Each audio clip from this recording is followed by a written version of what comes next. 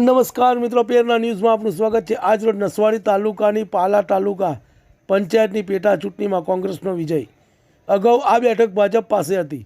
પાલા તાલુકા પંચાયતની બેઠક ત્રિપાખ્ય જંગ થયો હતો, જેમાં કોંગ્રેસ ઉમેદવાર દિનેશભાઈ લીંબડભાઈ ભીલનો 81 મતથી વિજય થયો। રિપોર્ટ ચિરાગ રાઠવા, ભરત ભરવાડ, નસવાડી। તમને અમારા સમાચાર પસંદ આવ્યા હોય તો like, share, bell icon, comment અને સબસ્ક્રાઈબ કરો। આ કાગડી પાસે કરી દેતો